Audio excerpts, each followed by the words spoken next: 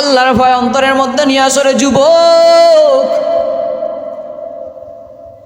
আল্লাহর ভয় অন্তরের মধ্যে নিয়ে আসতে হবে। আল্লাহর ভয় অন্তরের মধ্যে না আনা পর্যন্ত মানুষ তুমি মুসলমান হতে পারবা না, খাঁটি মুসলমান বান্দা তুমি হতে পারবা না।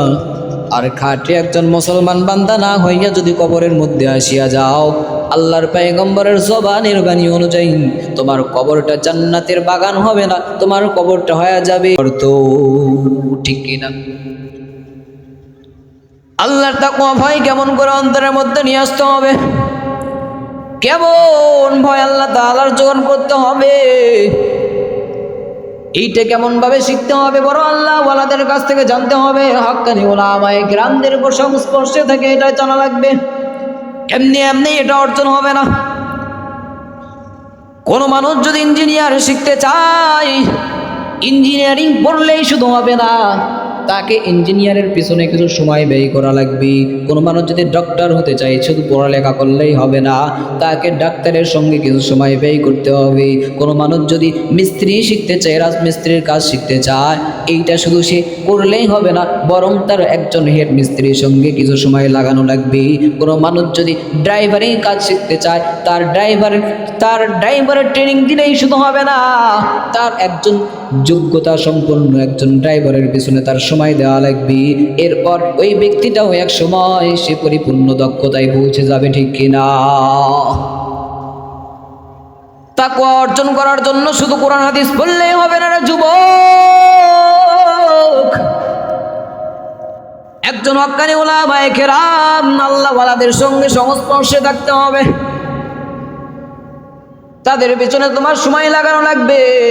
তাদের পিছনে যতদিন পর্যন্ত না তুমি সময় লাগাইবা, যতদিন না পর্যন্ত একজন আল্লাহ ওয়ালার বান্দা তুমি ধরে নিবা, যতদিন না পর্যন্ত একজন হক্কানি উলামায়ে কিরামদের সংস্পর্শে না যাবা, যতদিন না পর্যন্ত একজন ওলিয়ে কামিলকে সংস্পর্শে না যাবা, ততদিন পর্যন্ত বান্দা তোমার অন্তরের মধ্যে তাকওয়া আসতে পারবে না। আলহামদুলিল্লাহ, الحمد لله الذي جعل الشمس والقمر بحسبان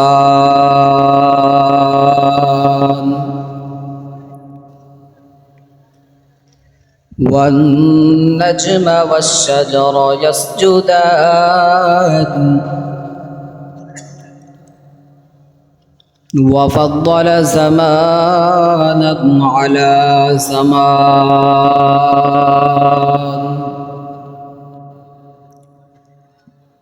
كما فضل مكانا على مكان وإنسانا على إنسان.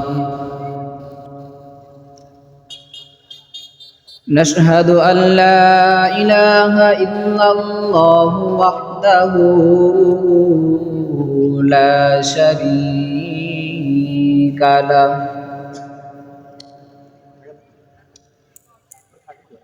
ونشهد أن لا إله إلا الله وحده لا شريك له لا ضد له ولا ند له ولا مثل له ونشهد أن سيدنا وسندنا وحبيبنا وطبيبنا وطبيب قلوبنا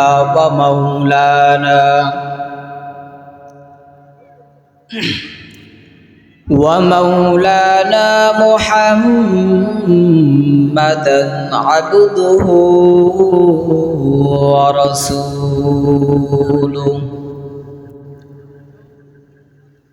الذي أرسله الله تعالى بالحق بشيرا ونذيرا وداعيا إلى الله بإذنه وسراجا وقمرا منيرا وبعد فأعوذ بالله من الشيطان الرجيم بسم الله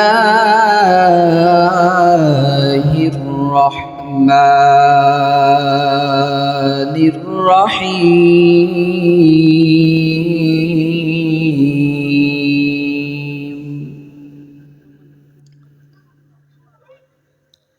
يا أيها الذين آمنوا اتقوا الله حق تقاته ولا تموتن حق تقاته ولا تموتن إلا وأنتم مسلمون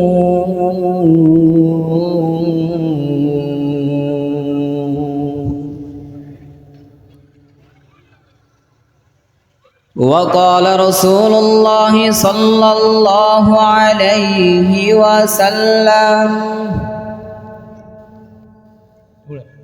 القبر روضة من رياض الجنة أو حفرة من حفر النار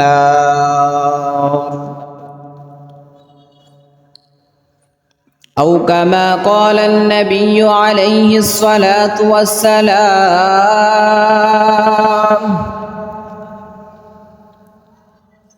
صدق الله مولانا العظيم وصدق رسوله النبي الكريم ونحن على ذلك لمن الشاهدين والشاكرين والذاكرين والحمد لله رب العالمين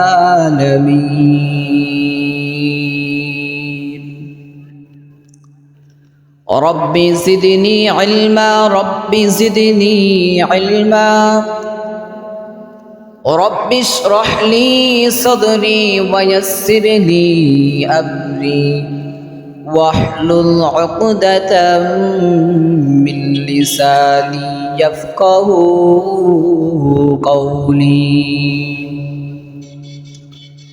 سبحانك لا علم لنا إلا ما علمتنا إنك أنت العليم الحكيم سبحانك لا علم لنا إلا ما علمتنا إنك أنت العليم الحكيم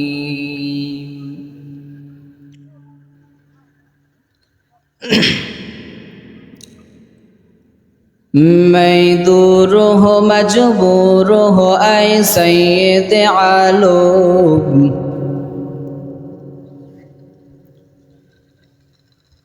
मैं दूर हो मजबूर हो ऐ सैयद आलम दीदार देखा दे नहीं आवाज सुना दो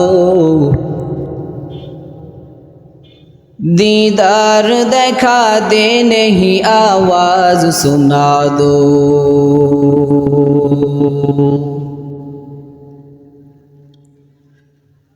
मैं सूरत यूसुफ को नहीं चाहने वाला मैं सूरत यूसुफ को नहीं चाहने वाला मैं कायस के मानंद नहीं आशिक लैला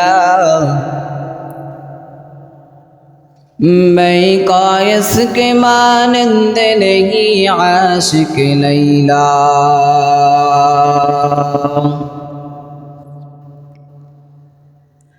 मैं आशिक मौला हूँ मेरा इश्क दीवाना,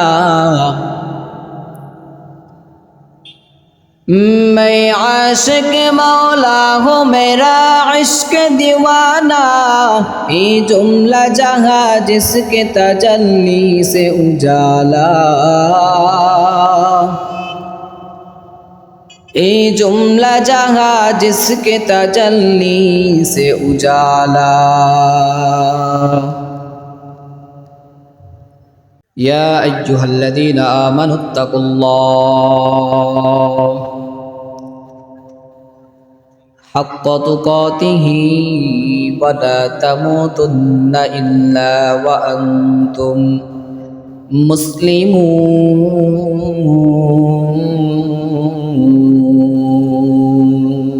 अल्लाहु अकबर। हे মানুষ, আল্লাহ রাব্বুল আলামিন মুমিন বান্দাদেরকে ডেকে বলতেছেন, ইয়া আইয়ুহাল্লাযীনা আমানু, হে ঈমানদারগণ, ইত্তাকুল্লাহ, আমি আল্লাহকে তোমরা ভয় করে করে চলো, দুনিয়ার মধ্যে আমি আল্লাহরে ভয় করে চলো। কেমন ভয় করবা? আল্লাহ বলে, বান্দারে তুমি আমি আল্লাহরে ভয় করার মতো ভয় করে চলো, আমি আল্লাহ তাআলার হক আদায় করে করে ভয় করবা।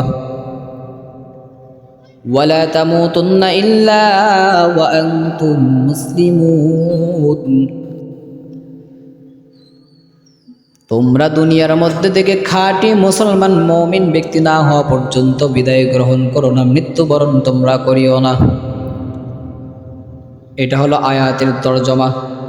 পয়গম্বর আরবি সাল্লাল্লাহু আলাইহি ওয়াসাল্লাম হাদিসের মধ্যে বলেন, আল কবরু রাউদাতুম মির রিয়াদিল জান্নাহ আও হুফরাতুম মিন হুফারিন নার। আল্লাহ বললেন, মুমিন মুসলমান না হয়ে কবরের মধ্যে আসিও না, মৃত্যুবরণ বান্দা তোমরা করিও না। পয়গম্বর কি বলেন? কবরটা কারোর জন্য হয়ে যাবে জান্নাতের বাগান, আবার কারো জন্য কবরটা হয়ে যাবে জাহান্নামের গর্ত। এর নবীর উম্মতের দল, দুনিয়ার মধ্যে আসো, আমি আল্লাহর বড্ড খারাপ লাগবে। আবার যখন গুনাহ থেকে বিরত হয়ে যাবে, গুনাহকে ছেড়ে দিয়ে তওবা করে যখন আমি আল্লাহর দরবারে চলে আসবে, ওই সময় আমি আল্লাহর অন্তর বড় ঠান্ডা হয়ে যাবে। সুবহানাল্লাহ বলতে চান না? সুবহানাল্লাহর আওয়াজ তো আসতে কেন? আওয়াজ জোরে দিতে হবে মুসলমান, এমন আওয়াজ দিতে হবে বাতিলরা যেন মুসলমানের আওয়াজেই পলায়ন করে যায়। বর্তমান জামানার মধ্যে বাতিলরা খুব মাথাচাড়া দেয়, কারণ এরা মনে করে মুসলমান নাই, জমিনের বুকে মুসলমান নাই। নাই এই ধারণা কেমনে করলো? মুসলমানের আওয়াজ জমিনের বুকে নাই, ঠিক কিনা? যদি মুসলমানের আওয়াজ থাকতো, বাতিলের দল বুঝতে পারতো যে না রে, জঙ্গলার মধ্যে বাঘ আছে, ঢোকা যাবে না, তাই না? জঙ্গলার মধ্যে যদি বাঘ চুপ থাকে, আশেপাশে প্রাণীরা ভয়ে থাকবে না বুকটা খুলে থাকবে? তারা সাহস নিয়ে থাকবে না? আর যদি জঙ্গলার মধ্যে থেকে বাঘ একটা হুঙ্কার ছাড়ে, প্রাণীদের ওখানে থাকা তো দূরের কথা, দৌড় দেবে কোন দিক দিয়ে, রাস্তাও খুঁজে পাইবে না। তো মুসলমানদের আওয়াজ থাকতে হবে উঁচু, মুসলমানদের গলার শক্তি, মুসলমানদের গলার ভয়েস এমন হতে হবে যেন বাতিলরা আমাদের আশেপাশে থাকার কথা দূরে থাকলো, তারা যেন আমাদের অত্র এলাকার মধ্যে তারা কখনো ঢুকতে না পারে, ঠিক কিনা? বাতিলদের বিরুদ্ধে দুনিয়ার জমিনের মধ্যে যতদিন আছেন, কখনো বাতিলদের সামনে মাথা নত করবেন না, কখনো বাতিলদের সঙ্গে আপোষ করবেন না। বিজয় আল্লাহ তাআলা এক সময় দিয়েই দিবেন। যারা হক, যারা সত্য আল্লাহ তাআলার পথে থাকবে, আল্লাহ তাআলা তাদেরকে একদিন না একদিন অবশ্যই তার হক প্রচার করে আল্লাহ তাআলা বাতিলের বিরুদ্ধে তার বিধান নামে আল্লাহ তাআলা বিজয়ের ধ্বনি উঠাইয়া দিবে। এজন্য মুসলমান বাতিলের পক্ষে থাকা যাবে না, দুর্বল হলেও হকের পরে থাকতে হবে। আল্লাহ তাআলা একদিন না একদিন অবশ্যই আপনার বিজয় দান করবে। আল্লাহ তাআলা আমাদেরকে কবুল করুন বলে আমিন।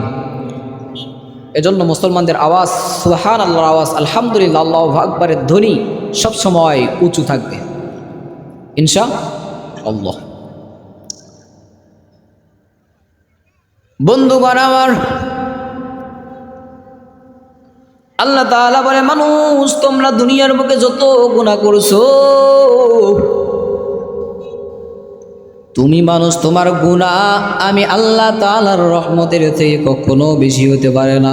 তুমি বান্দা কতটুকু পরিমাণ গুনাহ করছো, যত বড় গুনাহগার বান্দা হও না কেন, আমি আল্লাহ তাআলার রহমান নামের চেয়ে তোমার গুনাহ বেশি হতে পারে না।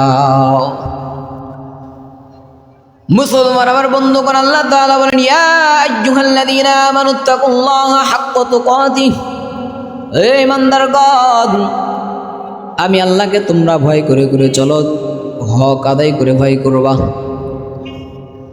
আয়াত যখন নাজিল হয়ে যায়, সাহাবায়ে কেরামরা বড় আতঙ্কের মধ্যে পড়ে গেলেন। ও পয়গম্বর, আল্লাহ তাআলা তো হক আদায় করে করে ভয় করতে বলেছেন, আল্লাহকে হক আদায় করে ভয় করার মতো সমর্থ শক্তি আমাদের কারো নাই। পয়গম্বর জানায়া দেন, সাহাবায়ে কেরাম, তোমাদেরকে আল্লাহর ভয় আদায় করে, আল্লাহর হক আদায় করে ভয় করতে হবে না, বরং তোমরা যতটুকু পরিমাণ তোমার সাধ্য আছে, ততটুকু পরিমাণ তোমার ক্ষমতা, তুমি তোমার নিজের ক্ষমতা অনুযায়ী আল্লাহ তাআলাকে ভয় করে করে চলবা। এটাই আল্লাহ তাআলাকে ভয় করা হয়ে যাবে।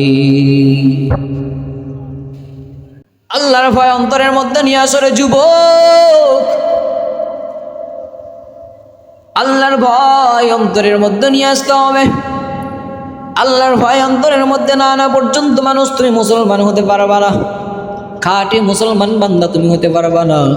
আর খাঁটি একজন মুসলমান বান্দা না হইয়া যদি কবরের মধ্যে আসিয়া যাও, আল্লাহর পয়গম্বরের জবানের বাণী অনুযায়ী তোমার কবরটা জান্নাতের বাগান হবে না, তোমার কবরটা হয়ে যাবে জান্নাতের গর্ত।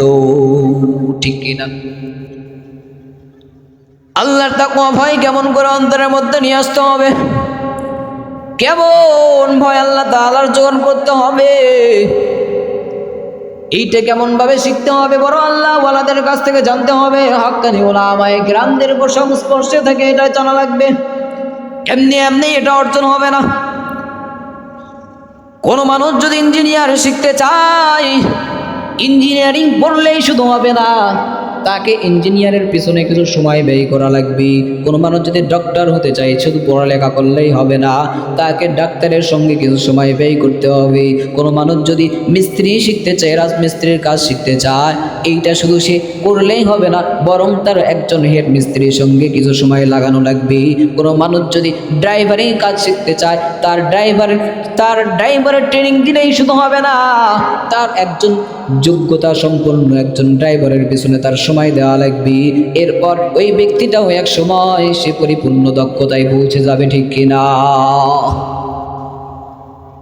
তাকওয়া অর্জন করার জন্য শুধু কোরআন হাদিস পড়লেই হবে না রে যুবক।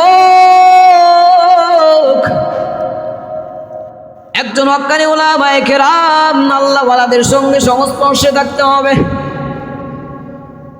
তাদের পিছনে তোমার সময় লাগানো লাগবে। তাদের পিছনে যতদিন পর্যন্ত না তুমি সময় লাগাইবা, যতদিন না পর্যন্ত একজন আল্লাহ ওয়ালার বান্দা তুমি ধরে নিবা, যতদিন না পর্যন্ত একজন হক্কানি উলামায়ে কিরামদের সংস্পর্শে না যাবা, যতদিন না পর্যন্ত একজন ওলিয়ে কামিলকে সংস্পর্শে না যাবা, ততদিন পর্যন্ত বান্দা তোমার অন্তরের মধ্যে তাকওয়া আসতে পারবে না।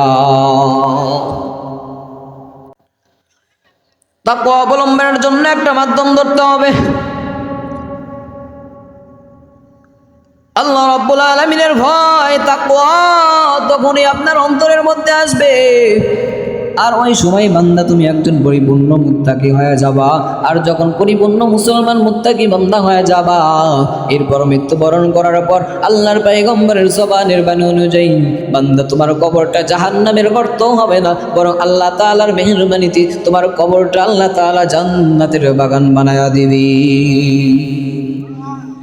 अल्लाह अल्लाह क्या मुबारक नाम है, अल्लाह अल्लाह आशिकों का काम है, अल्लाह अल्लाह तू मेरा माबूद है, अल्लाह अल्लाह तू मेरा माशूक है, अल्लाह अल्लाह तू मेरा सत्तार है, अल्लाह अल्लाह तू मेरा गफ्फार है। अल्लाहु আকবার। আল্লাহ তাআলা আপনার আমার জন্য বড় রহমান। বান্দা তুমি যখন যেখানেই থাকো না কেন আল্লাহ তাআলাকে স্মরণ করে করে চলবা। আল্লাহ তাআলা তোমার কাজের মধ্যে কামিয়াব দান করবেন, আল্লাহ তাআলা তোমার কাজের মধ্যে বরকত দান করে দিবেন। আর আল্লাহরে যদি স্মরণ না করো, আল্লাহ তাআলার যদি আল্লাহ তাআলার স্মরণ না কইরা বান্দা তুমি আল্লাহ তাআলার বিরুদ্ধে কোনো কাজ করে চলো, ওই কাজের মধ্যে তোমার কামিয়াব হবে না। ওই কাজ দ্বারা তোমার বান্দা বরকত তোমার কাজের মধ্যে বিন্দু পরিমাণ আসবে না, বরং ওই কাজের দ্বারা তুমি যত দিন যাবে দিনের পর দিন বান্দা তুমি ধ্বংসের দিকে অতিবাহিত হইতে থাকবা। তাকওয়া কেমন তাকওয়া ছিল হযরত ওমর রাদিয়াল্লাহু তাআলা আনহুর মধ্যে, কেমন মুসলমান মুমিন মুত্তাকি একজন কামেল ব্যক্তি ওমর, কেমন তাকওয়া আল্লাহ তাআলা তার অন্তরের মধ্যে দিয়া দিলেন। আমিরুল মুমিনিন হযরত ওমর রাদিয়াল্লাহু তাআলা আনহুর শাসন আমলে যিনি ছিলেন অর্থজাহানের বাদশাহ হযরত ওমর রাদিয়াল্লাহু তাআলা আনহু রাত্রি ভর ঘুমাইতেন না। তিনি রাত্রির রজনীতে ঘুরায়া ঘুরায়া দেখতেন মানুষের কার কোন হালত, কে কোন অবস্থায় আছে, কার ঘরে কানা আছে, কার ঘরে কানা নাই। আর বর্তমান সময়ের বাদশাহ সে যদি সুযোগ পায় মানুষের ঘরের মধ্যে ঢুকে ঢুকে ডাকাতি করে, ঠিক কিনা? ঠিক কিনা? কথা বলেন না কেন? মিথ্যা বলতেছি। বর্তমান যারা ক্ষমতায় আল্লাহ তাআলা তাদেরকে হেদায়েত দান করুন। উমর কেমন বাদশা ছিলেন, কেমন মুত্তাকি বান্দা ছিলেন, কেমন তাকওয়া আল্লাহ তাআলা তার অন্তরের মধ্যে দিয়া দিলেন। মুসলমান হক কথা যতদিন দুনিয়ার জীবনে বাঁচা থাকবো, দুনিয়ার মধ্যে আল্লাহর জমিনের বুকে হক কথা বলেই যাব।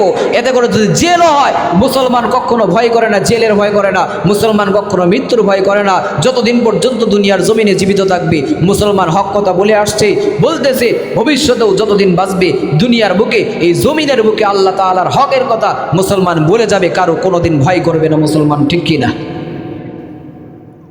মুসলমান কখনো ভয় করতে পারে না। মুসলমান হরিণের মতো পিছনের দিকে পালাইতে পারে না, বরং মুসলমান বাঘের মতো সামনের দিকে হুঙ্কার দেয় হিংস্র প্রাণীর মতো। মুসলমান সিংহের মতো হিংস্র প্রাণীর মতো মুসলমান হুঙ্কার দিয়ে সামনের দিকে অগ্রসর হবে। মুসলমান কখনো পিছু হটবে না, ঠিক কিনা?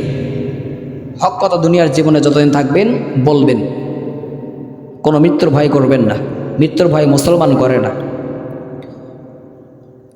মৃত্যু দুনিয়ার মধ্যে কোনো ব্যক্তির দেওয়ার ক্ষমতা নয়।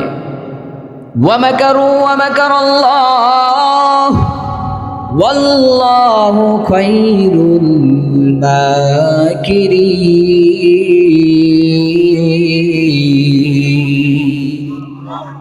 আল্লাহ যারা ধরবেন, আল্লাহ যারা মারবেন, দুনিয়ার কোনো শক্তি ক্ষমতা না ওই ব্যক্তিরে বেঁচে রাখবে পারবেনি। কারো ক্ষমতা আছে? আল্লাহ যারে মারবেন, আল্লাহ যারে ধরবেন, আল্লাহ যারে দুনিয়ার মধ্যে অপমানিত করবেন, দুনিয়ার কোনো ক্ষমতা নাই ওই ব্যক্তিরে দুনিয়ার জমিনে একটি সেকেন্ডের জন্য বেঁচে রাখতে পারবে? পারবেনি। কারো ক্ষমতা নেই। এজন্য মুসলমান দুনিয়ার যুগে যতদিন থাকবা আল্লাহর কথা বলবা, হকের কথা বলবা, সত্য বলে চলবা। দুনিয়ার কেউ আপনার মৃত্যুর ফেরাত ঠেলে দিতে পারবে না। দুনিয়ার কোনো মানুষ আপনারে কখনো কোনো সময় দুনিয়া থেকে বিদায় করে দিতে পারবে না, বরং ক্ষণিকের জন্য কিছু কষ্ট হবে। এই কষ্ট সহ্য করার মতো ক্ষমতা মুসলমানদের অন্তরের মধ্যে আছে কিনা? আছে না? না থাকলে কি 15 বছর, 16 বছর, 10 বছর, 15 বছর জেলের মধ্যে আবদ্ধ হয়ে থাকতে পারে? পারেনি। আয়না ঘরের মধ্যে থাকতে পারে? আয়না ঘরের ভিতর থেকে জীবিত লোক বাড়ায় নাই? বাড়াইছে না? তারা কি জীবিতই তো ছিল। তো এই জন্য মুসলমান মরণ যদি আল্লাহ দেয়, দুনিয়ার কেউ নাই সেই মরণকে আটকাবে। আর আল্লাহ যদি জীবিত রাখতে চায়, দুনিয়ার কোনো ক্ষমতা নাই ওই ব্যক্তিকে দুনিয়া থেকে বিদায় করে দেবে। এজন্য যতদিন বাঁচবো আমরা আল্লাহর কথা বলবো, হকের কথা বলবো ইনশাআল্লাহ। সকলে রাজি আছে না? আল্লাহ কবুল করুক বলে আমিন।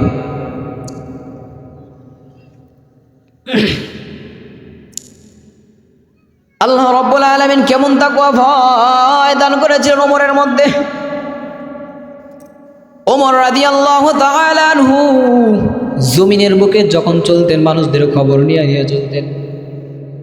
ওমর রাদিয়াল্লাহু তাআলা আনহু জমিনের বুকে মানুষদের খবর নিতেন আর খোঁজ নিতেন, কার কোন হালত, কে কোন অবস্থার মধ্যে আছেন, কার ঘরে খানা আছে, কার ঘরে খানা নাই। এই খোঁজটা জমিনের মুখে ওমর রাদিয়াল্লাহু তাআলা আনহু নিতেন। একদিন দিনের বেলা ঘুরতেছেন মানুষের খবর নেওয়ার জন্য। হঠাৎ একজন রাখালের সঙ্গে রাস্তার মধ্যে দেখা হয়ে যায়। রাখালরে জিজ্ঞেস করো, ও রাখাল, তুমি যে বকরিগুলো চড়াইতেছো, আমি তো মুসাফির মানুষ, বড় কষ্ট আমার হইতেছে, আমি বড় পিপাসিত অবস্থায় আছি, আমারে তুমি একটু এই বকরিগুলোর দুধ দহন করে আমার একটু দাও, আমি একটু দুধ পান করব। দুধ পান করে আমি একটু শরীরের মধ্যে শক্তি যোগাবো, আমার একটু তুমি দুধ দান করো। রাখাল বলে, না না, আপনারে বিন্দু পরিমাণ কোনো দুধ দেওয়া যাবে না। রাখাল চিনতে পারে নাই ওমর রাদিয়াল্লাহু আনহুকে। সঙ্গে কোনো বডিগার্ড নাই, পোশাকের মধ্যে তেমন কোনো বেশবাস নাই, কোনো ভাবান্বিত কোনো পোশাক নাই। আর বর্তমান জামানার নেতারা এদেরকে বডিগার্ড লাগে পাহারা দেওয়ার জন্য 10 জনের অধিক, ঠিক কিনা? কেমন নেতার নেতা তুমি হইলা রে মানুষ, কেমন মানুষের মন জোগাইলা তুমি। বডিগার্ড কারা রাখবে? যাদের সঙ্গে সব সময় বিপদের সংখ্যা থাকে, যাকে আক্রমণ করার সব সময় আশঙ্কা থাকে, ওই ব্যক্তির জন্য বডিগার্ডের প্রয়োজন।